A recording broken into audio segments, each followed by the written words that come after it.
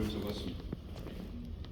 아직 적지 못한 성도들도 있지만 분명하게 내가 이번 다니엘 기도회에 이 약속의 말씀을 붙들고 씨름하리라 마음의 소원을 품고 다짐하고 무릎으로 승부해서 하나님의 일하심, 하나님의 영광을 보는 하나님의 사람들이 되게 하여 주옵소서. 아멘. 다른 사람의 간증을 듣는 기도회가 아니라 내 자신이 하나님을 자랑하는 간증의 주인공이 되게 하여 주옵소서. 아멘. 예수님의 이름으로 기도합니다. 아멘.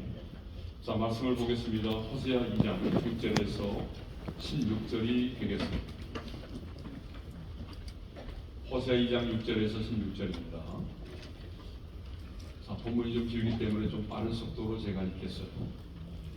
그러므로 내가 가시로 그 길을 막으며 담을 쌓아 그로 그 길을 찾지 못하게 하리니 그가 그 사랑하는 자를 따라갈지라도 미치지 못하며 그들을 찾을지라도 만나지 못할 것이라.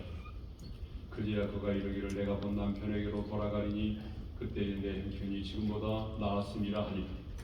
곡식과 새 포도주와 기름은 내가 그에게 준 것이요 그들이 바알을 위하여 쓴 은과 금도 내가 그에게 도하여 준 것이거든 그가 알지 못하더라. 그러므로 내가 내 곡식을 그것이 익을 계절에 도로 찾으며 내가 새 포도주를 그것이 맛들 시기에 도로 찾으며 또 그들의 벌거벗은 몸을 가릴 내 양털과 내 삶을 빼앗으리. 이제 내가 그 수치를 그 사랑하는 자의 눈앞에 드러내리니 그를 내 손에서 건져낼 사람이 없으리.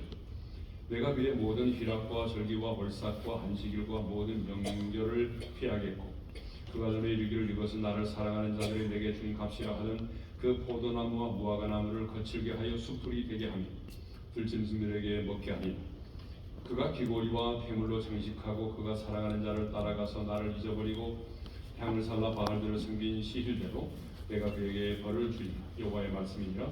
그러므로 보라 내가 그를 타일로 거친 들도 데리고 가서 말로 이루하고 거기서 비로소 그의 포도를 그에게 주고 악을 골짜기로 소망의 물을 삼아주리니 그가 거기서 응대하기를 어렸을 때와 애굽 땅에서 올라오던 날과 같이 하리라.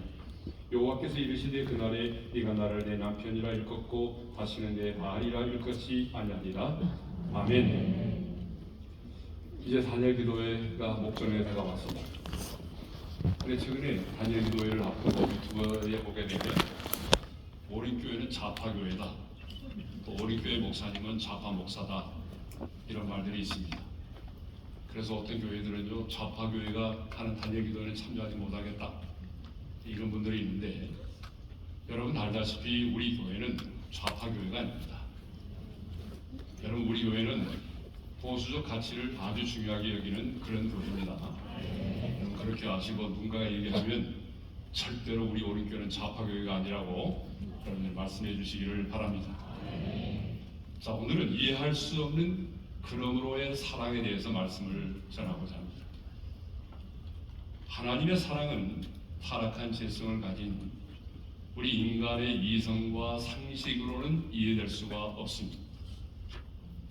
자, 우리가 어머니의 눈물을 논리적으로 이해할 수 없잖아요. 여러분의 어머니가 흘리는 눈물을 H2O 플러스 NaCl이라고 말할 수 있나요? 어머니가 흘리는 눈물을 우리가 논리적으로 이해할 수 없는 것처럼 우리를 향하신 그 하나님의 사랑도 사실은 논리적으로 이해가 불가능합니다.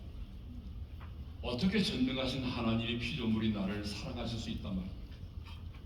그것도 하나님이 나를 조건이 없이 절대적으로 영원히 사랑할 수 있다는 말입니다.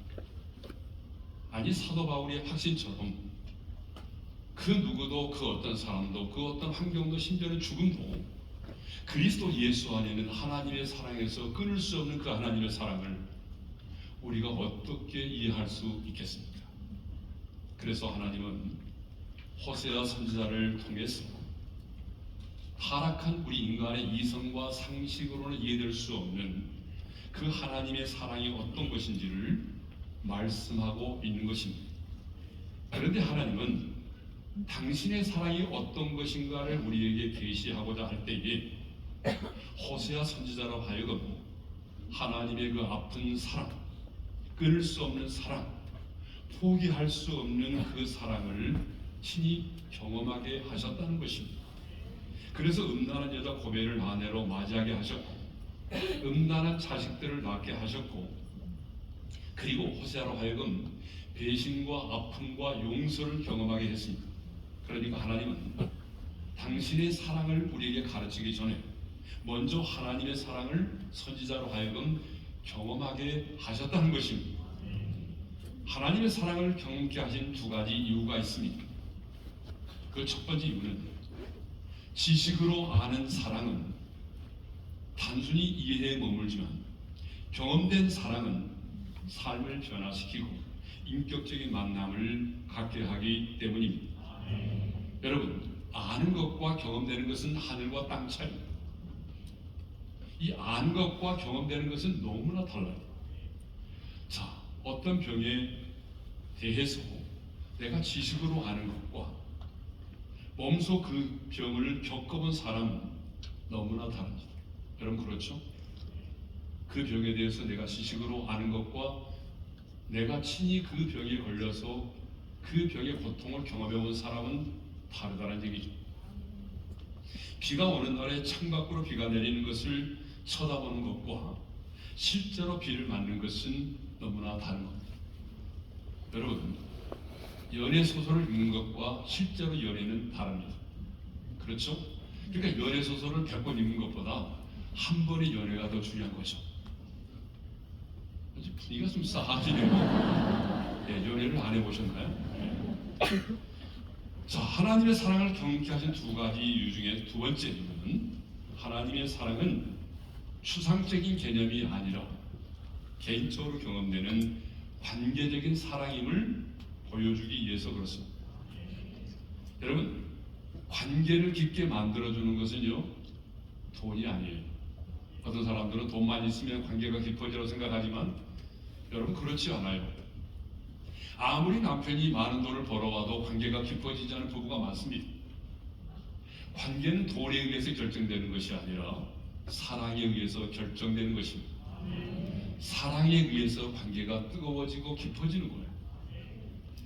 자, 우리가 지난 시간에는 이해할 수 없는 하나님의 사랑, 그러나의 사랑을 생각했어요. 여러분 기억이 나십니까? 다 잊어버리셨어요? 감사해요.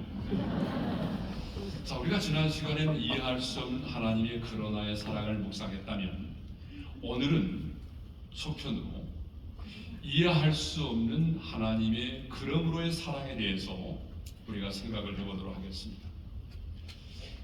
자, 하나님의 사랑을 말하고 있는 호세아 2장에 보게 되면 그러므로라고 하는 접속 부사가 세 번 나옵니다.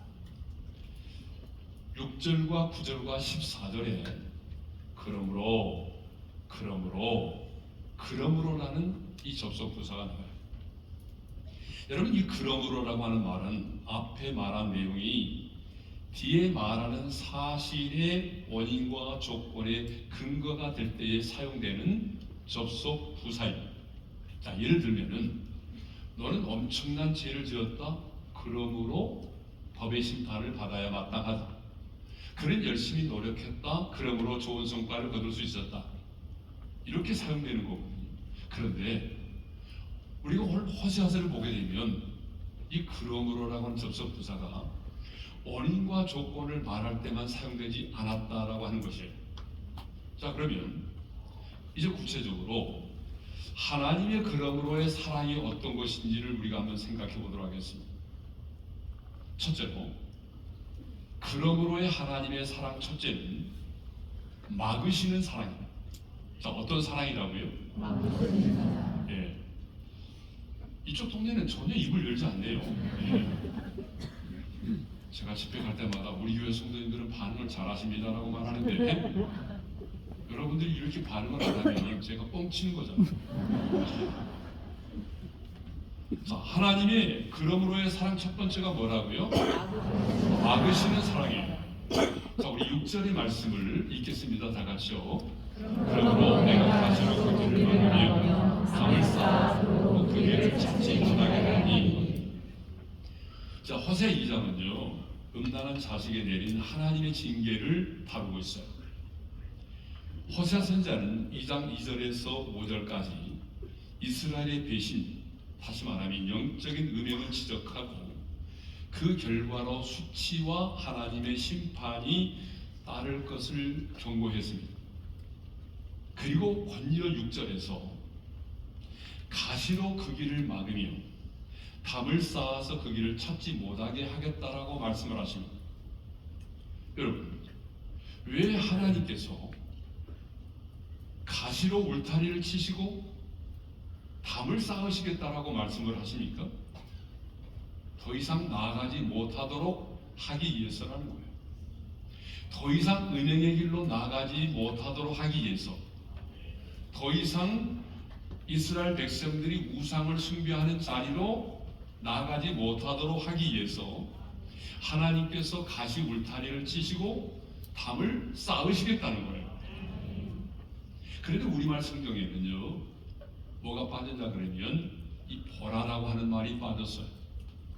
자, 우리가 본문을 직역해 보게 되면 그러므로 보라, 내가 그 가시로 그 길을 막으며 담을 쌓아 그로 그 길을 찾지 못하게 하리니, 이 보라가 들어가 있어요. 보라 내가 하겠다, 이 말은 무슨 말입니까? 하나님의 주권적인 선언을 말하는 것입니다. 그러니까 이스라엘 백성들이 우상을 숭배하는 음행의 길을 하나님께서 내가 방관하지 않고 반드시 내가 가시와 담으로 그 길을 막겠다라고 하는 하나님의 주권적인 선언입니다. 내가 좌시하지 않겠다. 여러분, 우리에게 주시는 말씀이에요. 내가 가야 할 길을 버리고 이 좁은 길을 버리고 넓은 길로 나아간다면, 네가 우상을 숭배하는 길로 나아간다면, 네가 나와 멀어지는 그 길로 나아간다면 내가 방관하지 않겠다. 반드시 내가 너의 인생 가운데 개입하고 역사하겠다는 말이거든요. 그러면 왜 하나님은 우리의 인생길에 이렇게 가시 울타리를 치시고 그 길을 막으시고 담을 쌓아서 그 길을 찾지 못하게 하실까요? 7절에 보게 되면 그 이유를 자세하게 설명하고 있어요. 자, 우리 7절의 말씀을 읽겠습니다. 다 같이요.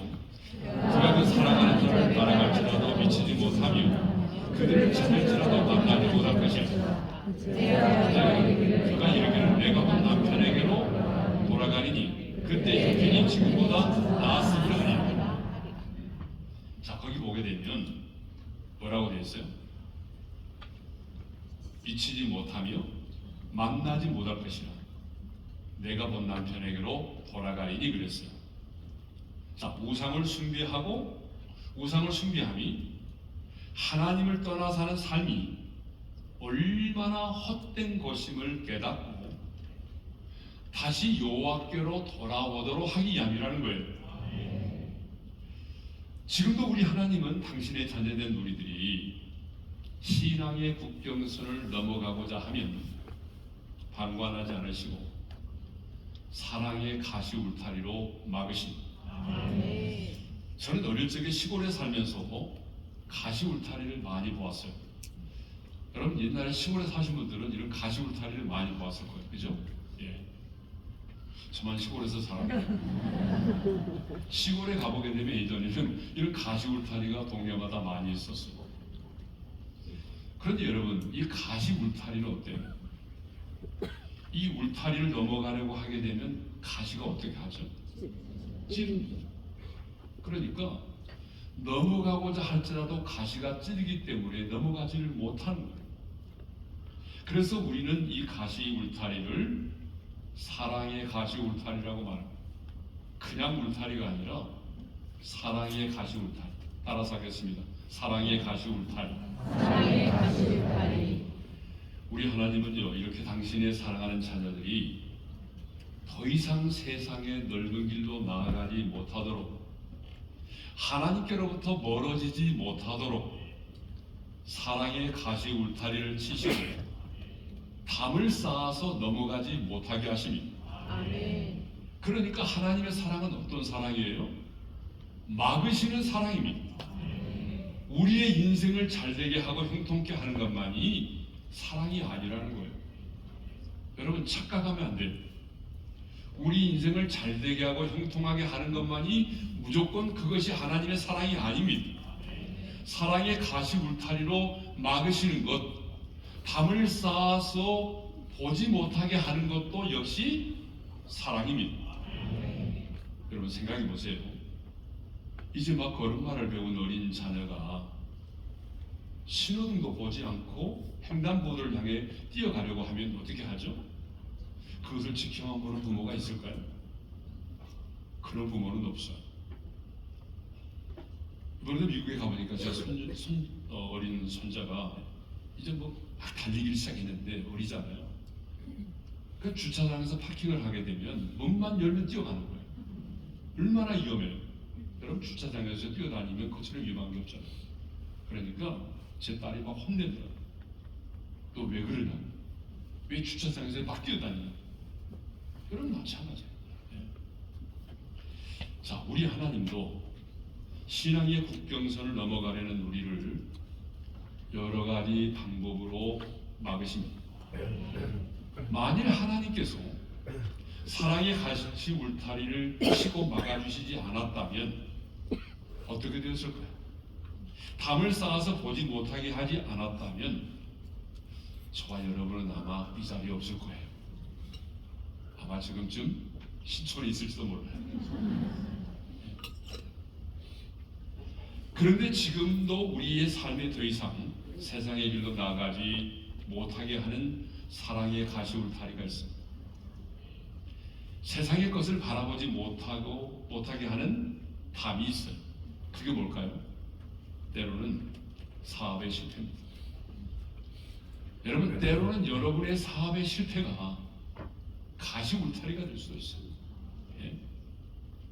때로는 경제적인 어려움, 때로는 내가 경험하는 인생의 질병, 때로는 내가 경험하는 어떤 관계의 아픔과 단절, 여러분 이런 것들이 뭐가요? 내 인생의 사랑의 가시 울타리가 될 수 있어요. 그러므로 하나님께서 잘 나가던 여러분의 인생을 멈춰서게 했다면 그 멈춰서게 만든 신호등이 바로 사랑의 가시 울타리인 줄로 믿습니다. 그러므로 왜 이런 고난과 아픔이 찾아왔느냐라고 불평하지 말고 더 큰 파멸을 막고자 작은 아픔을 주신 하나님의 사랑에 감사할 수 있기를 바랍니다. 사실 신앙생활을 하다 보게 되면 나만 고난을 당하는 것처럼 생각이 들 때가 있어요. 하나님의 말씀에 의해서 나의 자유를 억압당하는 것처럼 느껴질 때 있어요. 왜 이렇게 하나님은 하지 말라는 게 많은 거예요. 그래서 신앙생활을 하면 할수록 내 자신이 이축이 되기도 하고 왜 이렇게 하나님께서는 이렇게 하지 말라고 말씀하시면서 내 인생을 내 삶에 이렇게 억압을 주시는가? 사실 억압을 주는 게 아니거든요. 엄밀하게 말하면 진정한 자유를 주시기 위함인데 우리 입장에서는 그것이 뭐예요? 억압으로 다가올 때가 있다. 청소년 시절에 저도 참 불평이 많았어요. 그 불평이 뭐냐 그러면 밤마다 우리 집에서 드리는 가정 예배였어요. 여러분 청소년 시절에 친구가 놀고 싶고 영화 구경도 하고 싶고 그런데 이게 반드시 집에 있어요. 그 시간에. 그러니까 밤마다 가정 예배를 드려야 되기 때문에 친구와 놀다가도 일찍 들어와야 되고 얼마나 불편해요. 그래서 제가 난 어쩌다가 이런 믿음의 가정에서 태어나가지고 이런 고통을 당해야 되는지 너무 불편한 거예요. 오히려 믿지 않는 친구들이 막 부러운 거예요. 여러분 그 시간에 막 TV도 보고 싶고 영화도 보고 싶고 친구들과 너덕거리고 싶고 그러잖아요. 그런데 그러지 못하니까 너무 힘들더라고요. 그런데 생각해 보니까 지금 와서 생각해 보니까 어때요? 그때의 가정 예배가 오늘의 나를 만들었어요. 그 가정 예배 때문에 청소년기에 탈선할 수가 없었어요. 그 가정 예배가 저로 하여금 사랑의 가시 울타리가 돼서 탈선을 못했어요. 왜냐하면 밖에 나가서 자고 친구들과 어울리고 해야 탈선도 하는데 이 가정 예배 때문에 이 밖으로 다닐 수가 없는 거예요. 자, 두 번째로 그러므로의 하나님의 사랑이 뭐냐? 도로 찾고 빼앗는 사랑. 물론 여러분 아멘 안 나올 줄 내가 이미 알고 있었어요. 뭐 잘되게 한다 그래야 아멘 할 텐데 막 막으신다고 말하고 이번에는 또 자꾸 빼앗으신다고 그러니까 이거 아멘 해가지고 나도 빼앗기는 거 아니야? 뭐 이런 생각을 미리 하는 거죠. 자, 우리 성도는 머리 잘 돌립니다.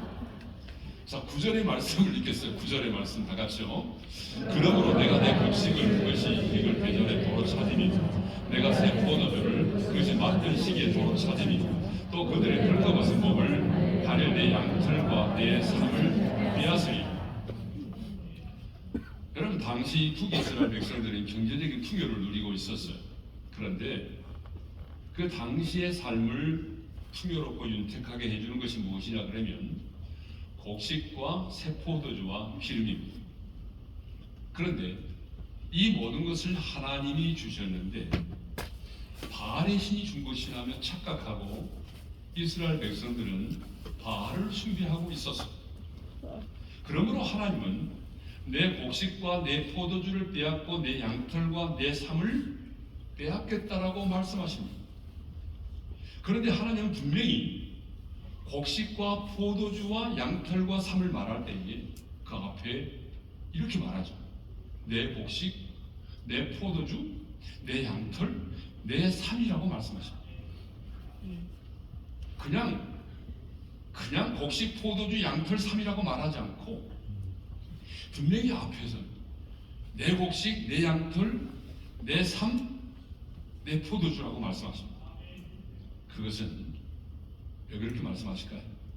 그것의 진정한 주인이 하나님이시기 때문에 하나님께서 그들에게 주셨기 때문이죠. 그래서 8절에 보게 되면 그렇게 말씀을 하고 계세요. 우리 8절의 말씀을 읽겠습니다. 다 같이요. 곡식과 새 포도주와 기름은 내가 그에게 준 것이요 그들이 바알을 위하여 쓴 은과 금도 내가 그에게 준 것이거늘 그가 알지 못하도다. 하나님은 지금 너희가 누리고 있는 곡식과 새 포도주와 기름은 내가 너에게 준 것이라고 분명히 말씀하십니다. 더 나아가 바알을 숭배하기 위해서 치장하기 위해서 쓴 은과 금도 내가 너에게 준 것이라고 그렇게 말씀을 하십니다. 그런데 중요한 것은 뭐예요? 그들이 알지 못했다는 거예요. 내가 너에게 준 것이거늘 그들이 알지 못했다.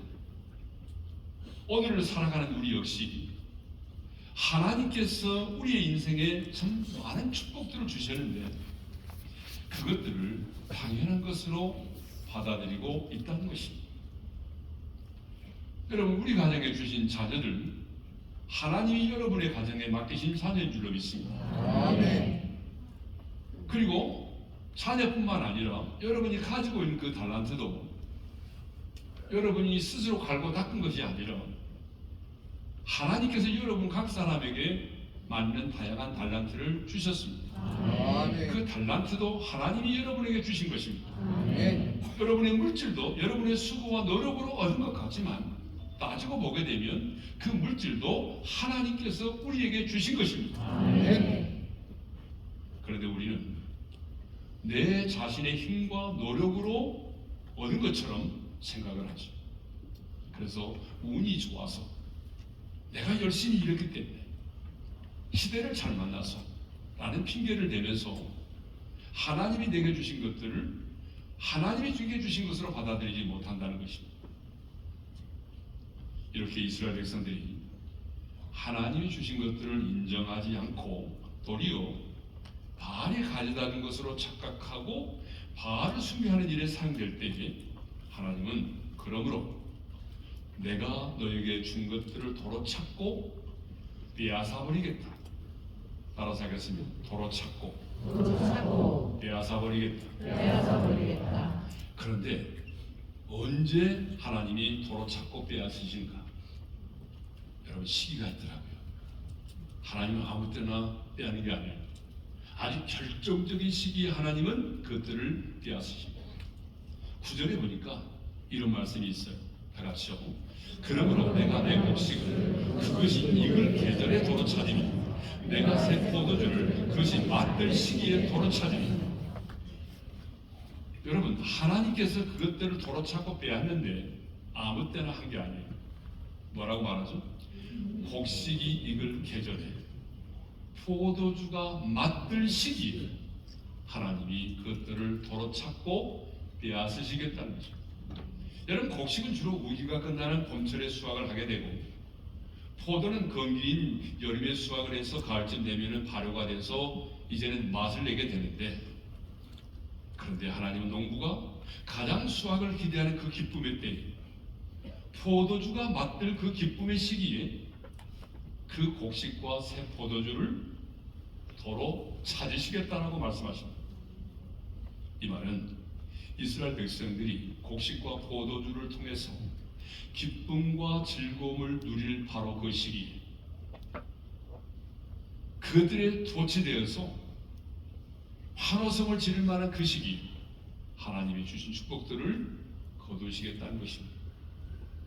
그러면 왜 하나님은 가장 곡식과 새 포도주를 통해서 기쁨과 즐거움을 누릴 그 결정적인 순간에 그 축복을 거두시는가? 사람은요, 가장 필요할 때 공급이 끊기고 기대가 무너지면 그때 비로소 자신의 무력감을 느끼게 됩니다. 그때 그러므로 인간의 무력함을 깊이 깨닫고 오직 하나님만이 모든 것의 참 주인이심을 온전히 깨닫도록 하기 위해서 하나님 그 결정적인 시기에 그들을 빼앗으신다. 시작하는 시기에 빼앗으면 잘 모르잖아요. 그래서 가장 결정적인 그 시기에 하나님은 그들을 도로찾고 빼앗으신다고 말합니다. 자, 우리의 인생도 보게 되면 하나님은 때때로 우리가 하나님보다 더 의지하던 세상의 성공과 그 물질과 명예와 인기를 가장 필요하다고 느낄 때에 거두어가실 때가 있습니다. 여러분, 그러지 않아요? 아마 경험하신 분들이 많을 거예요. 하나님이 언제 결정적으로 거두어가시냐면, 내가 이제 정말 성공을 할 수 있겠다, 내가 여기만 통과하게 되면 나는 이제 정말 내가 원하는 그 모든 돈을, 부귀와 영화를 누릴 수 있게 되겠다 라고 생각하는 의식이 결정적인 순간에 하나님 물질을 거두시고, 결정적인 순간에 하나님 명예를 거두시고, 결정적인 순간에 하나님 주셨던 것들을 빼앗으실 때가 있습니다. 그 이유는 우리를 공궁에 빠뜨리고자 함이 아니라 그 모든 것이 하나님께로부터 주어졌음을 깨닫고 다시 한번 내 자신이 아닌 하나님만을 의지하도록 하기 위함입니다. 인간의 한계를 깨닫고 내가 의지할 수 있는 분은 하나님밖에 없다는 사실을 온전히 깨닫도록 하기 위해서입니다. 우리에게 공공함을 주기 위해서가 결코 아닙니다. 우리 하나님의 성품은요, 언제나 주기를 원하시는 분이시지 빼앗기를 원하시는 분은 아니에요. 그러나 우리 마음이 교만해서 하나님의 은혜를 잊어버리고 살아간다면, 그래서 우리가 탐욕인 우상을 숭배하며 살아간다면, 하나님은 결정적인 시간에 우리가 누리고 있는 것들을 빼앗으십니다. 왜냐하면 그래야 하나님이 지금 우리에게 이것 때문에 하나님이 나를 징계하셨다는 사실을 깨달을 수 있게 되기 때문이죠. 여러분 보세요. 하나님이 어떤 것을 빼앗을 때 보게 되면, 물질로 인해서 넘어진 자는요, 물질을 하나님이 빼앗으십니다.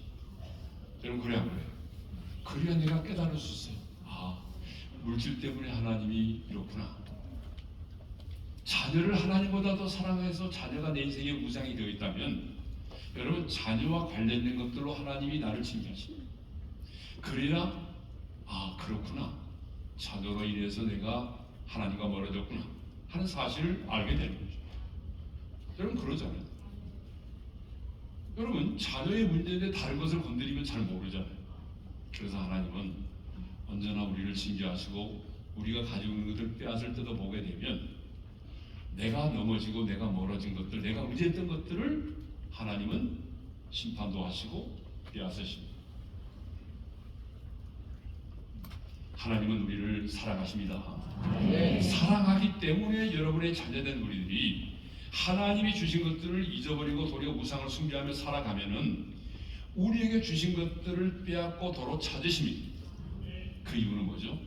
그래야 내가 깨닫고 주께로 돌아올 수 있기 때문입니다. 그렇지 않다면 우리는 영원히 우상을 숭배하고 탐욕의 지배를 받으며 멸망의 길로 갈 수밖에 없기 때문입니다.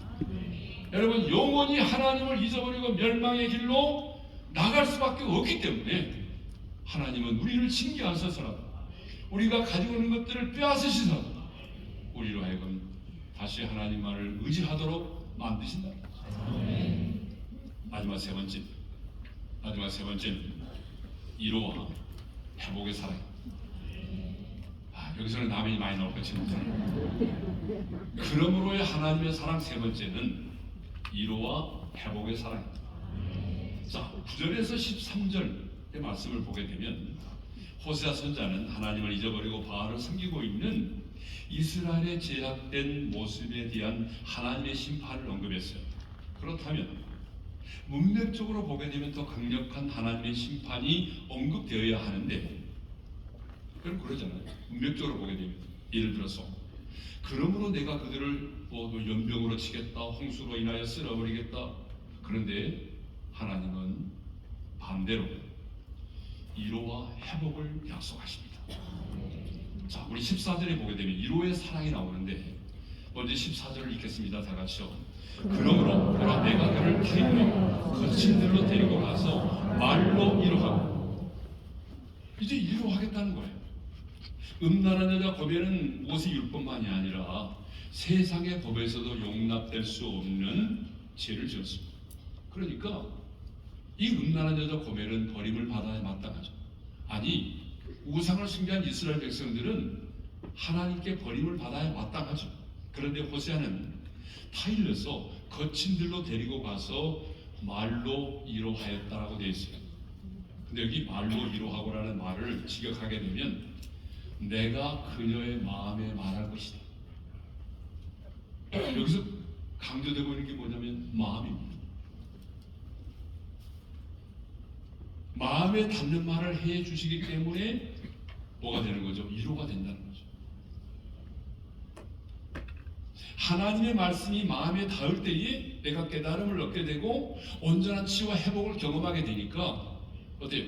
하나님께서 어때요? 우리의 마음에 말한다는 거예요. 하나님의 말씀이 우리 마음에 와 닿을 때 어떻게 돼요? 진정한 위로를 얻게 됩니다. 여러분 그러잖아요. 진정한 위로는요, 하나님의 말씀이 내 마음에 와 닿을 때. 그런데 많은 주석가들은 여기 나오는 거친들을 광야라고 말하더라고요. 그때 또 하나님은 우리 의지와는 상관없이 우리를 거친들 광야로 데리고 나갈 때가 있어요. 그러면 왜 하나님은 우리의 인생을 이렇게 거친들 광야로 인도하시는 거예요? 여러분, 광야는요, 외롭고 고독한 곳이에요. 광야는 세상에 잡다한 소리가 들리지 않아요. 그렇기 때문에 광야에 있는 자는 하나님의 음성을 들을 수가 있어요. 광야는 사람의 힘으로 살아갈 수 없는 곳이죠. 하나님을 의지하지 않고는 살아갈 수 없는 곳이 뭐예요? 그게 광야잖아요. 그래서 하나님은요, 우리를 이루하시는데 어디로 가서 이루하시느냐? 여러분, 이태원에 클럽으로 데리고 가서 이루하시는 것이 아니에요. 예? 막 클럽에 데리고 가서 막 휘황찬란 조명이 있고, 예? 그런 곳에 가서 우리를 이루하시는 것이 아니라, 화려한 곳으로 데리고 가서 우리를 이루하시는 것이 아니라 어디로? 광야로, 거친 들로 데리고 가서 하나님밖에 의지할 수 없는 그 외롭고도 고독한 곳, 그 광야로 우리를 이끄셔서 그곳에서 말씀으로 우리를 이루하신다는 거죠. 여러분, 광야를 지나며라는 찬양이 있어요. 거기 보면 이런 가사가 나오더라고요. 왜 나를 깊은 어둠 속에 홀로 두시는지, 어두운 마음은 왜 그리 비로는지, 나를 고독하게, 나를 낮아지게, 세상 어디도 기댈 곳이 없게 하셨네. 광야에 서 있는 주님만 내 도움이 되시고 주님만 내 빛이 되시는 주님만 내 친구 되시는 광야. 주님 손 놓고는 단 하루도 살 수 없는 곳 광야에 서 있네. 여러분 이것이 바로 광야예요. 그래서 하나님은 우리를 때때로 여러분 거친 들 광야로 데리고 가셔서 거기서 우리를 위로하십니다. 하나님이 거친 들 광야에서 나는 너를 사랑한다. 이 자신은 너를 포기했을지라도 나는 너를 포기하지 않았어. 나는 여전히 너를 사랑해. 이렇게 말씀으로 위로해 주십니다. 하나님은 이렇게 우리를 거친 광야로 데리고 가셔서 하나님이 없이는 살아갈 수 없음을 고백하게 하시고 그리고 말씀으로 우리를 위로해 주십니다. 하나님은 회복에 앞서 먼저 광야를 통과하게 하셨습니다.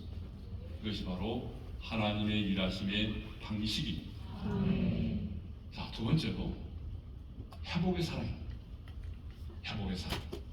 하나님께서는 말씀으로만 위로하시는 것이 아니라 이제는 정말 여러분들이 좋아하는 회복시켜 주시겠다는 그런 약속을 하십니다.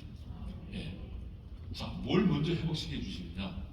첫 번째로 잃었던 포도원을 다시 주시겠다고 말씀하십니다. 아까는 빼앗으시겠다고 말씀하셨는데 다시 주시겠다고 말씀하십니다. 15절 상반절입니다. 다 같이요. 거기서 비로소 그의 포도원을 그에게 주고 잃었던 포도원을 다시 회복시켜 주시겠다는 것입니다. 그런데 어디서? 가나안에 돌아온 후가 아니라 거기서 광야에서 깨달음의 자리에서 하나님은 회복시켜 주시겠다는 것입니다. 하나님께서는 그들이 하나님의 사랑을 저버리고 그래서 관계가 깨어졌을 때는 우리가 방금 전에 생각해 본 것처럼 그들의 모든 축복을 빼앗아 버리셨어요. 여러분 도로잡고 빼앗는 것도 하나님의 사랑이라고 그랬잖아요. 그죠? 자, 12절의 말씀 읽겠습니다. 시작. 그가 전에 이르기를 이것은 나를 사랑하는 자들이 내게 값이라 하던 그 포도나무와 무화과나무를 거치게 하여 수풀이 되게 하며 들짐승들에게 먹게 하여.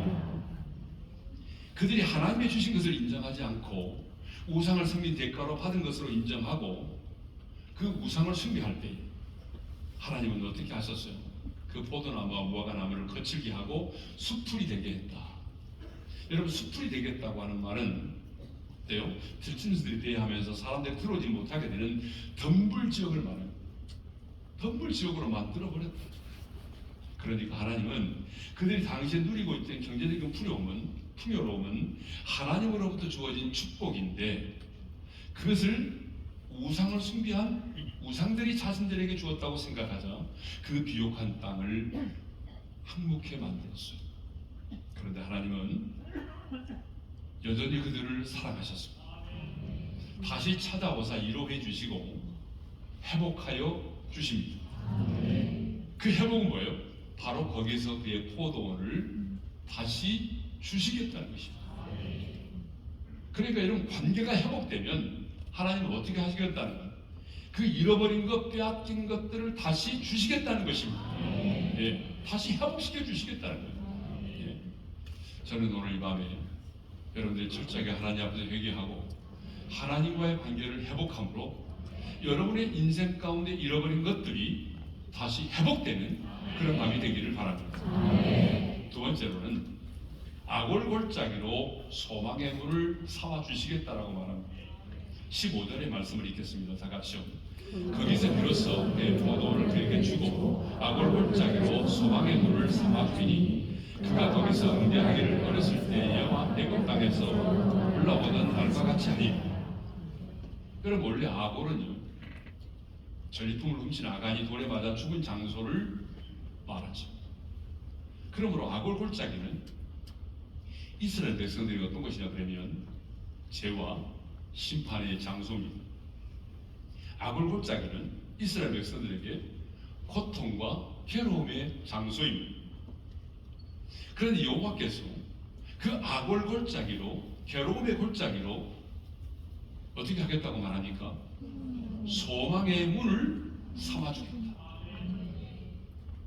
내 인생의 고통과 괴로움이 있는 그 인생의 악을 골짜기로 이제는 소망의 문을 삼아주겠다라고 말씀하십니다. 소망의 문은 뭐예요? 새로운 시작과 회복의 은혜가 임하는 것을 말합니다. 소망의 문은 새로운 시작과 회복의 은혜가 임하게 되는 것을 말하는 것이죠. 그러므로 소망의 문을 삼아주시겠다고 하는 것은 지난날에 겪은 아픔과 고통의 모든 기억을 다 잊어버리고 상쇄시키고도 남을 정도로 하나님께서 회복하여 주시겠다. 지난날에 내가 겪었던 그 아픔과 상처, 고통, 괴로움, 그것을 다 잊어버리고도 남을 정도, 잊어버리고 상쇄할 정도의 그러한 축복을 하나님이 주시겠다는 것입니다. 새롭게 시작하는 은혜의 출발점으로 내가 바꿔주겠다.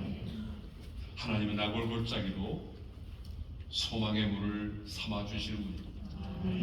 근무 단일 기도의 기간에 저는 우리 성도님들이 이 말씀을 붙들고 기도했으면 좋겠어요. 하나님 내 인생에 악골골짜기가 소망의 문이 되게 도와주십시오. 악골골짜기로 소망의 문을 삼아주시겠다고 약속하신 하나님, 지금 내 인생이 악골골짜기 있지만 고통과 괴로움의 골짜기가 있지만 하나님 내 인생의 악골골짜기가 소망의 문이 되게 하여 주옵소서. 새로운 시작이 되게 도와주시고 내가 지난날에 겪었던 고통과 괴로움을 잊어버리고도 남을 정도로 새로운 회복, 새로운 은혜의 시작이 되게 하여 주옵소서. 우리 인생에도 악골골짜기가 있습니다. 그런데 우리가 회개하고 주께로 돌아오면 주님은 기다렸다는 듯이 내 인생의 악골골짜기로 소망의 문을 삼아 주십니다.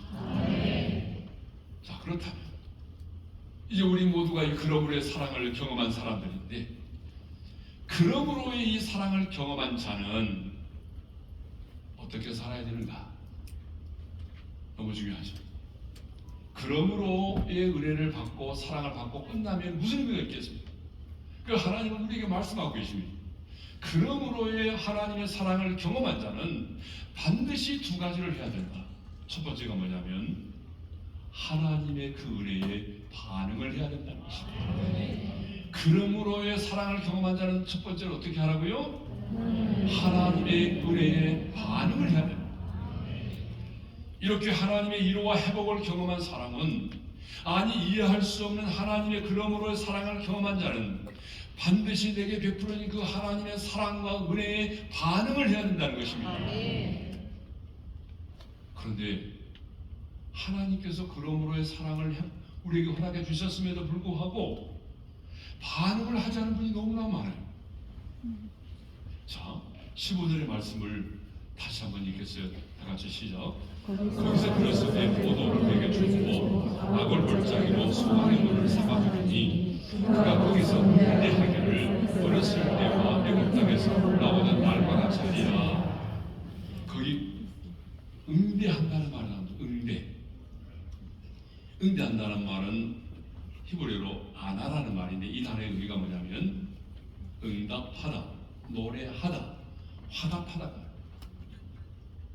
그러니까 그러므로의 하나님의 사랑과 은혜를 경험한 자는 가장 먼저 내게 베풀어진 그 하나님의 사랑과 은혜에 대하여 내가 반응을 해야 되는데, 그 반응이 뭐냐면 내가 노래하는 것, 화답하는 것. 그렇습니다. 하나님의 위로와 회복을 경험한 자는, 그러므로의 하나님의 사랑을 경험한 자는 반드시 그 사랑에 응답해야 합니다. 화답을 해야 합니다. 노래해야 합니다. 하나님의 말씀에 위로가 있고 소망의 문이 열린 그곳에서, 다른 곳에서가 아니라 하나님의 말씀에 위로가 있고 소망의 문이 열린 그곳에서 감사와 찬양을 주님께 드려야 한다는 것입니다. 그런데 어떻게 감사와 찬양을 드려야 되는가? 이렇게 말합니다. 애굽 땅에서 올라오던 날과 같이. 이스라엘 백성들이 430년의 종살이를 청산하고 애굽에서 해방되던 때를 말하죠. 여러분 한번 생각해 보세요.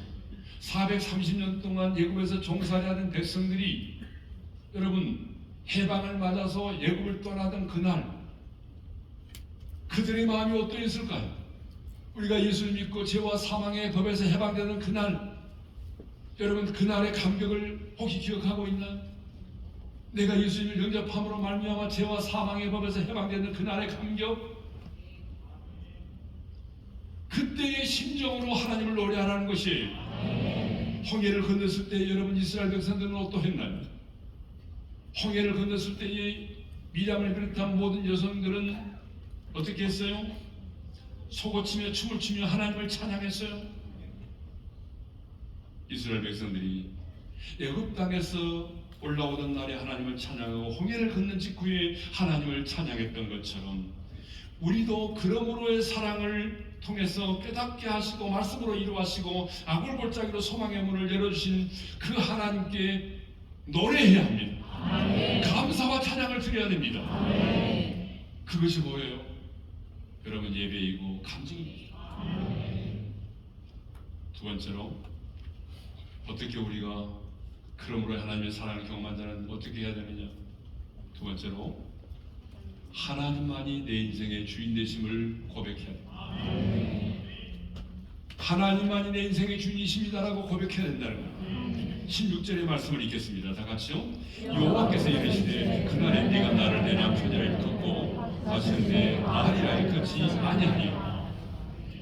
여러분, 이 말은 다시는 내 바알이라 일컫지 않고 네가 나를 내 남편이라 일컬으리라. 이 말은 관계가 회복되었음을 말하죠. 과거에 그들은 내 남편인 하나님을 떠나서 바알을 자신들의 남편이라고 인식하며 살았어요. 여러분, 바알이라고 하는 명칭이 뭐냐 그러면 문맥에 따라서 때로는 주인, 남편으로 사용이 되었어요. 그런데 하나님은 그들을 심판하시고 회복시키실 때는 그들이 자신을 내 바알이라 일컫지 아니하고 내 남편이라 부르게 될 것이라고 하셨어요. 그러므로 이 말은 하나님의 사랑을 경험한 자는 반드시 이제는 하나님만이 내 인생의 주인이십니다 라고 고백할 수밖에 없다는 거예요. 그래서 23절을 보게 되면 그들은 이르기를 주는 내 하나님이시라 하리라. 그렇습니다. 하나님의 진정한 위로와 그리고 회복을 경험한 자는, 그러므로의 이해할 수 없는 하나님의 사랑을 경험한 자는, 하나님과의 관계를 회복한 자는 반드시 두 가지를 하게 돼 있습니다. 첫째로 그 하나님의 사랑과 은혜에 반응하게 돼 있습니다. 응대하리라. 화답하게 되어 있습니다. 그리고 그 하나님을 찬양하게 되어 있어요. 두 번째로, 하나님만이 내 인생의 주인이십니다. 하나님만이 내 인생의 주인이십니다. 이 고백이 반드시 따르게 되어 있어요. 여러분들이 이런 놀라운 하나님의 이루와 사랑을 경험했음에도 불구하고 이런 하나님의 사랑에 화답하지 못하고 여전히 여러분의 인생의 주인으로 살아간다면 여러분 아직 그러므로의 이 하나님의 사랑을 경험하지 못하십니다. 저는 근본 이 단일 기도회, 오늘 우리가 기도의 제목을 정하는 날인데, 하나님 그러므로의 하나님의 사랑을 경험하게 하시고 하나님의 이루를 경험하게 하시고 내 인생의 아굴골짜기가 변하여 소망의 문이 되게 해주셔서 나도 하나님이 내게 베푸신 그 은혜에 화답하게 도와주시옵소서. 목청을 둬도 하나님께서 베푸신 그 은혜와 사랑을 노래하게 도와주십시오. 하나님만이 내 인생의 주인이십니다라고 고백하며 살아가게 도와주십시오. 이 놀라운 간증이 우리 모두에게 있기를 주님의 이름으로 축원합니다. 자, 이제 우리 주신 말씀을 생각하면서 마음속에 어려움이 있을 때 그럼에도 불구하고 라는 찬양을 함께 드리며 기도의 자리로 나아가겠습니다. 마음속에 어려움이 있을 때, 마음속에 어려움이 있을 때, 마음속에 어려움이 있을 때 주님 내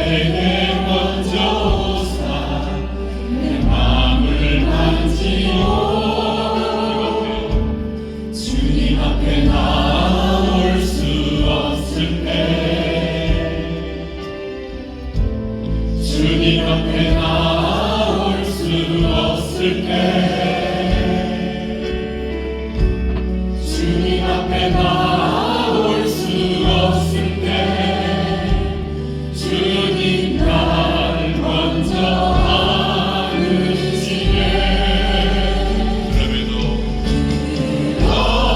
그럼에도 불구하고 날 사랑하시는 내 하나님의 사랑은 나의 모든 걸 덮고, 그럼에도 불구하고 날 안아주시는 내 하나님을 부를 때 아버지라 부르죠. 그럼에도 불구하고 날 사랑하시는 내 하나님의 사랑은 나의 모든 걸 덮고,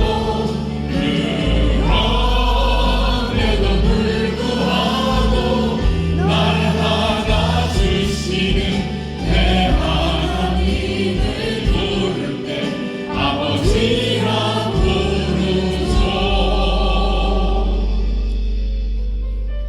자, 우리는 지금 계속해서 하나님의 사랑을 묵상하고 있습니다. 저는 목사로서 하나님의 사랑을 말하지만 솔직히 내 인간의 이성과 상식으로는 하나님의 사랑을 이해할 수가 없어요. 왜냐하면 논리적으로 설명이 불가능하기 때문에. 이것은 경험된 자만이 알 수 있는 거예요. 그래서 하나님은 호세아 선지자가 하여금 그 하나님을 사랑을 말하기 전에 그 하나님의 사랑을 몸소 경험케 하셨던 거죠. 우리를 향한 하나님의 사랑은 그럼에도 불구하고의 사랑이에요. 그러니까 하나님은 여러분 우리로 하여금 사랑의 가시울타리로 막으시고 담을 쌓아 보지 못하게 하신다고. 그렇지만 저와 여러분 모두는 이 가시울타리를 넘어가려고 한 적이 얼마나 많았어. 하나님께서 막으시지만 우리는 그 가시에 짓밟히면서 세상으로 나아가려고 할 때가 얼마나 많았어. 멸망의 길로 나아가려고 할 때가 얼마나 많았어. 그런데 하나님은 우리로 하여금 나아가지 못하도록 가시로 찌르면서까지 우리를 막아주신 거예요. 담을 쌓아서 보지 못하게 하신 거예요. 때로는 여러분들의 인생의 최절정기에 있을 때 하나님은 여러분들이 주어지는 것들을 도로 찾고 빼앗으기도 하셨어요. 하나님이 여러분들을 빼앗으셨잖아요. 성공이 전부가 아니라는 것, 물질이 인생의 전부가 아니라는 것을 깨닫도록 하기 위해서 하나님이 우리 인생 가운데 찾고 빼앗으신 게 있잖아요. 그것은 그럼에도 불구하고의 사랑이에요. 여러분, 하나님이 그것을 찾고 빼앗을 때 우리는 막 불평했잖아요. 왜 하나님 왜 그러냐고, 왜 하나님 내 인생을 이렇게 힘들게 하냐고. 그런데 여러분, 하나님은 우리를 사랑하기 때문이라고. 너 그렇지 않으면 죽잖아. 너 그렇지 않으면 영원한 멸망의 길로 나갈 수밖에 없잖아. 여러분, 우리 인생에 아픔을 주고서라도 영원한 파멸의 길을 막으시는, 이 작은 아픔을 통해서 영원한 파멸의 길을 막으시는 그 하나님의 사랑을 오늘 이 밤에 우리가 찬양했으면 좋겠습니다. 하나님 감사합니다. 나는 사랑의 가시울타리를 넘어가려고 하고 담을 쌓은 그 담을 넘어서 가려고 했지만 하나님께서 막아주셨습니다. 막아주신 하나님의 사랑 감사합니다. 빼앗으신 그 하나님의 사랑 감사합니다. 그 하나님의 사랑에 불평하지 않겠습니다. 이 시간 다같이 오늘 막아주시고 내 인생 가운데 교만하지 않도록 빼앗으시는 하나님의 사랑을 묵상하면서 그것에 대해서 불평하고 원망했던 우리 대학들의 용서를 구하면서 하나님 감사합니다. 막아주신 게 내가 여기 있습니다. 하나님 빼앗으신 게 내가 오늘 이 자리에 있습니다. 하나님 감사합니다. 그 사랑 감사합니다. 주여 한번 부르고 기도하겠습니다. 주여.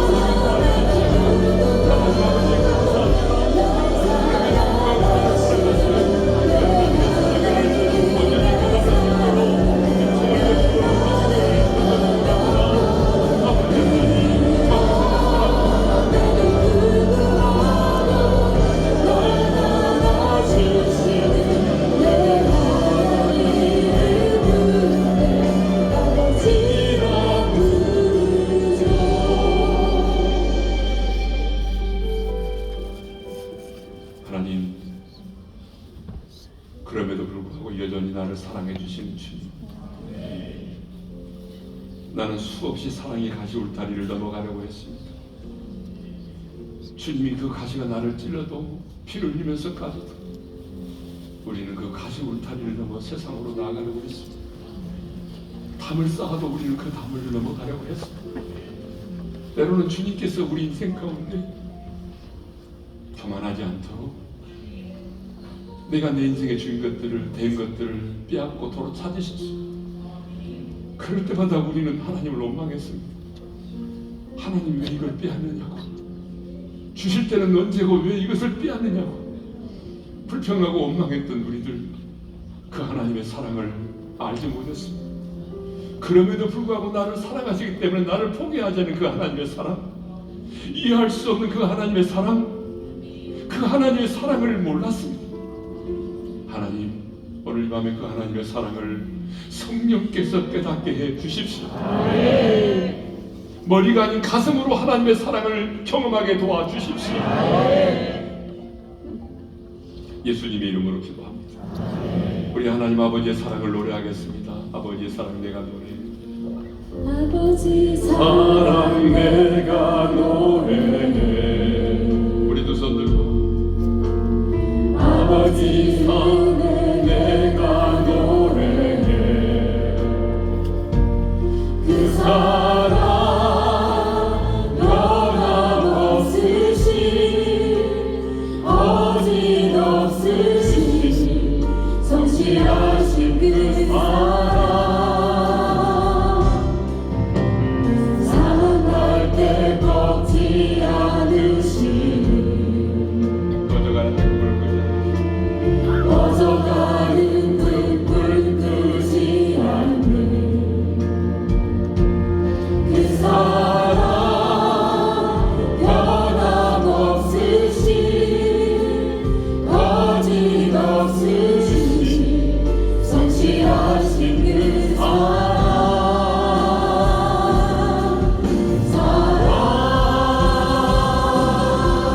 그 사랑, 날 위해 죽으신, 나를 위해 다시 사신 예수 그리스도, 다시 오실 그 사랑, 죽음도 생명도 천사도 하늘의 어떤 권세도 끊을 수 없는 영원한 그 사랑, 예수 그 사랑, 날 위해 죽으신, 날 위해 다시 사신 예수 그리스도, 다시 오실 그 사랑, 죽음도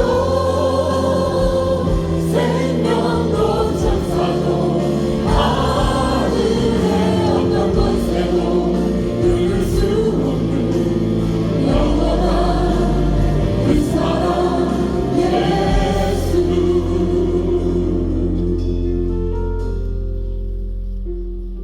성도 여러분, 하나님은 관계가 회복됐을 때 위로와 회복을 주셨습니다. 그 잃어버렸던 보동을 다시 주셨습니다. 저는 금방 한일 기도의 기간에 여러분 인생 가운데 교만하여 잃어버렸던 것들을 다시 회복하는 그런 기도회가 되기를 원합니다. 하나님과의 첫사랑을 잃어버렸다면 그 하나님과의 첫사랑이 다시 회복되기를 원합니다. 여러분이 건강을 잃어버렸다면 그 잃어버린 건강도 다시 회복되기를 원합니다. 관계의 단절과 아픔이 주어졌다면 이 단절 기도의 기간에 그 끊어진 관계들이 다시 회복되기를 소망합니다. 하나님은 우리를 회복하십니다. 그리고 우리를 위로하십니다. 하나님께서 우리를 위로하실 때는요, 거친 들로 데리고 가서 광야에서 위로하십니다. 왜냐하면 광야는 하나님의 음성을 들을 수 있는 곳이고, 광야는 외롭고 고독한 곳이고, 하나님 없이는 살아갈 수 없는 것이 광야이기 때문에 하나님은 우리를 광야로 이끄셔서 광야에서 말씀으로 우리를 이루어하십니다. 그래, 너 힘들지? 너 광야에 있잖아. 너 나 없으면 못 살아. 나는 너를 여전히 사랑해. 나는 너를 포기하지 않았어. 그리고 이번 단일 기도의 기간에 하나님, 내 인생의 악을 골짜기, 고통과 괴로움의 골짜기가 하나님의 새로운 시작, 은혜의 시작을 알리는 소망의 문이 되게 도와주십시오. 여러분, 오늘 이 시간에는 근본의 단일 기도의 기간에 내가 이 광야에서 하나님의 위로를 경험하게 해주시고 하나님의 회복을 경험하게 도와주십시오. 잃어버린 것들을 회복하게 도와주십시오. 잃어버린 건강, 하나님과의 첫사랑 관계 하나님 회복하게 도와주시옵소서. 악을 골짜기로 소망의 문을 삼아 주시옵소서. 내 인생의 악을 골짜기가 소망의 문이 되게 하여 주옵소서. 다 같이 주신 말씀 붙들고 주여 한번 외치고 기도합니다.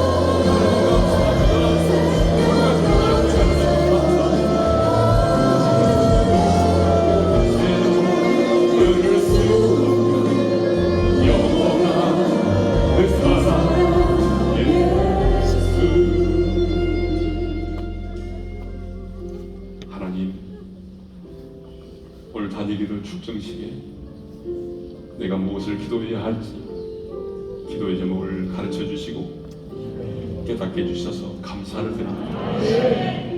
하나님, 우리 성도들 가운데는 지금 인생의 광야 가운데 있습니다. 거친 들 가운데서 고통 중에 있는 사람들도 있습니다. 하나님, 홀로 두지 마시고 내 인생의 광야에서 하나님 없이는 살아갈 수 없음을 온전히 깨닫게 하시고 그 광야에서 말씀으로 나를 위로하시는 하나님의 위로를 경험하게 도와주십시오. 뿐만 아니라 근본 다니엘 기도의 기간에 잃어버린 것을 다시 찾는 다니엘 기도회가 되기를 원합니다. 건강을 잃어버렸다면 근본 다니엘 기도의 기간에 잃어버린 건강 되찾게 도와주십시오. 하나님과의 첫사랑 무너졌다면 그 하나님과의 첫사랑도 다시 회복되게 도와주십시오. 잃어버린 열정도 회복시켜 주옵소서. 물질을 잃어버렸다면 잃어버린 물질도 회복하여 주옵소서. 명예를 잃어버렸다면 주님 안에서 잃어버린 명예도 회복하여 주시고, 관계의 아픔을 겪고 있는 자가 있다면 근본의 단열 기도의 기간에 관계가 회복되는 역사가 일어나게 도와주옵소서. 주님 간절히 원합니다. 내가 아골골짜기로 소망의 문을 삼아주리라. 그 약속의 말씀대로 근본 단열 기도의 기간에 괴로움과 고통의 골짜기 아골골짜기가 소망의 문이 되게 하여 주옵소서. 새로운 은혜의 시작을 알리는 소망의 문이 열려지는 시간이 되게 하여 주옵소서. 그래서 하나님을 사랑하는 간증의 주인공들이 되게 하여 주옵소서. 예수님의 이름으로 기도합니다. 아멘. 우리 찬양합시다. 예수는 왕, 예수는 주. 예수는 왕, 예수는 주, 예수는 날 구원하신 주. 예수는 왕, 예수는 주, 예수는 날 구원하신 주. 함께 만세, 함께 만세, 주께 만세.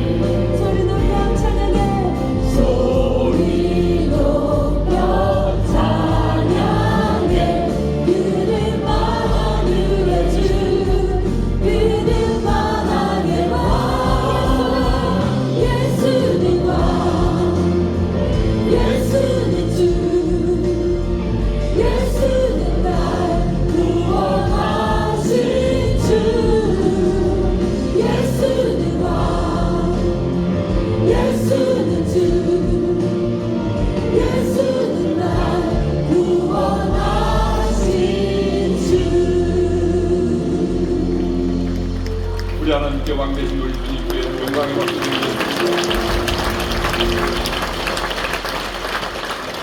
자, 이제 그러므로의 하나님의 사랑을 경험한 자는 반드시 두 가지를 하게 되겠습니다. 첫째로 응대하리라. 화답하게 되어 있습니다. 그 하나님의 위로와 사랑을 경험하고 아골골짜기로 소망의 문을 삼아주시는 회복의 하나님을 만난 자는 반드시 그 하나님의 사랑과 은혜에 노래하고 화답하게 되어 있습니다.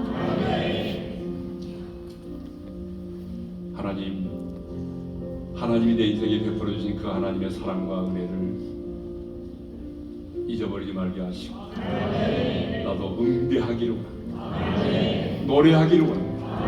화답하기를 원합니다. 두 번째로는 예수님만이, 하나님만이 내 인생의 주인 되심을 고백해야 합니다. 이거 너무 중요합니다. 이제는 바알이 내 인생의 주인이 아닙니다. 물질이 내 인생의 주인이 아닙니다. 하나님만이 내 인생의 주인이십니다. 그러므로 주님 나를 다스려 주십시오. 여러분, 이 고백이 반드시 우리에게 있어야 합니다. 오늘 이 두 가지 고백을 하겠어요. 하나님이 내 인생 가운데 그러므로의 사랑을 베풀어 주셨기에 나도 하나님의 그 사랑과 은혜를 응대하게 도와주십시오. 화답하게 도와주십시오. 노래하게 도와주십시오. 간증하게 도와주십시오. 그리고 주님만이 내 인생의 주되심을 고백하며 살겠습니다. 물질이 내 인생의 주인이 아닙니다. 내가 내 인생의 주인이 아닙니다. 하나님이 내 인생의 주인이십니다. 나를 다스려 주십시오. 여러분, 이 고백을 우리 드릴까요? 주여 한번 부르고 기도하겠습니다. 주여.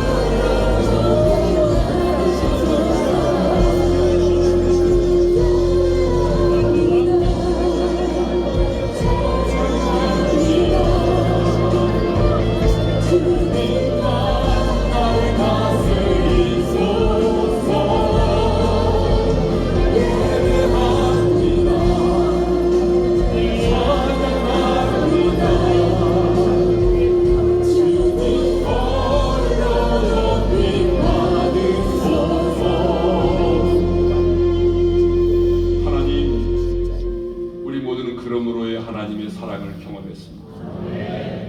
그러기에 하나님이 내게 베풀어 주신 그 위로와 회복의 은혜를 잊어버리지 말게 하시고 마음을 다하여 화답하고 찬양하고 감사하며 간증하게 도와주십시오. 하나님만이 내 인생의 주인심을 고백합니다. 썩어질 물질이 내 인생의 주인이 아니고 내 자신도 내 인생의 주인이 아니고 하나님만이 내 인생의 왕이십니다. 주여 나를 다스려 주옵소서. 예수님의 이름으로 기도합니다. 아멘. 자, 오늘은 다니엘 기도회 준비 기도회 17일자입니다. 그래서 우리 17일자 기도 제목을 공동 기도문 먼저 기도하겠습니다. 자, 우리 한번 같이 읽고 나서 우리가 또 합심으로 기도하겠습니다. 우리 한번 다니엘 기도회 공동 기도문을 행복한 가정을 위하여 기도합니다부터 시작합니다. 행복한 가정을 위하여 기도합니다. 우리 가정의 진정한 주인이 하나님이심을 인정하고 예배와 기도를 정성하는 믿음의 명은 가문이 되게 하소서. 부모는 자녀들을 말씀으로 바르게 양육하고 자녀들은 주 안에서 부모에게 순종하여 가정 안에 하나님의 나라가 임하게 하소서. 아직 예수님을 모르고 구원받지 못한 가족이 속히 주께 돌아와 온 가족이 구원받는 은혜가 있게 하소서. 자, 이 시간에는 행복한 가정을 위한 기도문을 읽으셨는데 이 시간 여러분의 가정을 위해서 우리 한번 기도하도록 하겠습니다. 주여 한번 부르고 기도하겠습니다. 주여, 하나님께서 원하시는 이 가정이 주님 안에서 행복한 가정이 되기를 원합니다. 아버지 하나님의 가정의 진정한 주인이 하나님이심을 인정하고 예배와 기도를 세우는 내면 가문이 되게 하여 주옵소서. 자녀들을 하나님의 말씀으로 하나님의 양육하게 하여 주시고 자녀들을 주 안에서 부모에게 순종하면서 가정 안에 하나님의 나라가 온전히 임하게 하시고 아직 예수님의 부모와 사랑하는 가족들이 있는데 하나님의 힘으로 돌아오게 하여 주시고 하나님의 사랑 속에 가족 기자한다는 분들 하나님 아버지 또 구원케 하시고 예와 사랑의 몸에 살게 살게 하시고 온갖 구원받은 은혜가 임하게 도와주옵소서. 예수님의 이름으로 기도합니다. 이번에는 17일자 강사와 찬양팀 어린이 다니엘 기도회 강사를 위해서 기도하겠습니다. 17일자 강사님은 김혜진 집사님이시고 찬양팀은 선한목자교회 선한목자 모십입니다.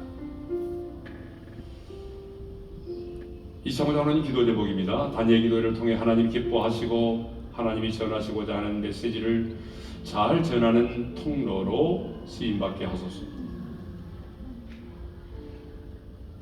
건강이 좋지 않아 1년 안식년을 가지려고 잠시 귀국했는데 이 다음 산의 예정을 어떻게 열어주실지 기도하며 기대하게 하소서. 다음 세대를 위해 커리어 멘토링과 코치 강연 등 섬기고 있는데 그 안에 하나님의 사랑과 위로가 잘 전달되게 하옵소서. 선한 목자 50입니다. 기도 제목입니다. 선한 목자 50이 하나님 앞에 신령과 진정으로 예배하게 하소서. 주님께에 가장 아름다운 찬양을 드리는 시간이 되게 하소서. 다니엘 기도를 섬기며 하나님의 마음을 더 깊이 깨닫게 하소서. 또 어린이 다니엘 기도회 여러분 중요하죠. 어린이 다니엘 기도회 17일자 손수영 목사님이십니다. 어린이 다니엘 기도에 참여하는 모든 어린이들이 성령님을 만나게 하소서. 어린이 다니엘 기도에 함께하는 모든 어린이들이 말씀의 통로로 쓰임받는 깨끗한 그릇이 되게 하소서. 어린이 다니엘 기도에 말씀을 전하기에 오고 가는 길의 안전을 지켜주소서. 여러분 지금 우리 교회도 어린이 다니엘 기도에 자리가 좀 좁아가지고 굉장히 어려움을 많이 겪고 있습니다. 어린이 다니엘 기도의 안전을 위해서도 기도해 주시길 바랍니다. 특별히 어린아이들은 마음밭이 착하기 때문에 여러분 더 쉽게 은혜를 많이 받습니다. 여러분 이렇게 어린 시절에 하나님을 인격적으로 만나야 여러분 그들이 장성에서도 하나님을 떠나지 않습니다. 떠났을지라도 돌아올 수밖에 없습니다. 하나님을 만난 자. 그러니까 여러분의 자녀가 하나님을 만날 수 있는 절호의 기회입니다.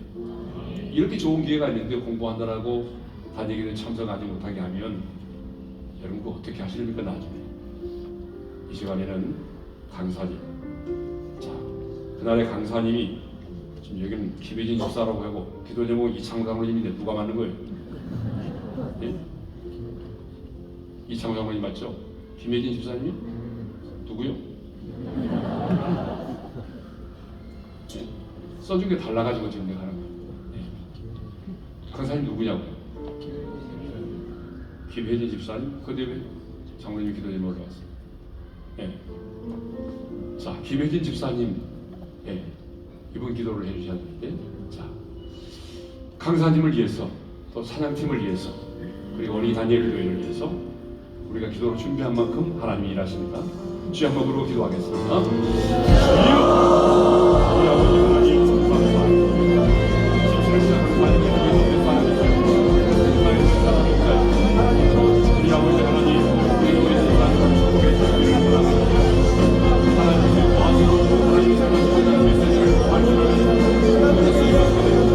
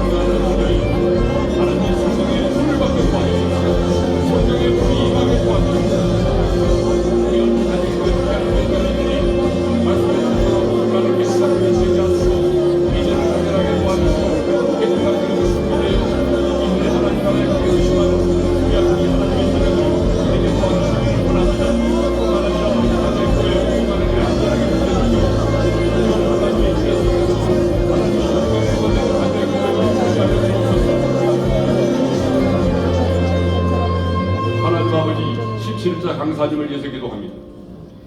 하나님의 영으로 충만하게 도와주십시오. 그 입술을 온전히 주관하여 주옵소서.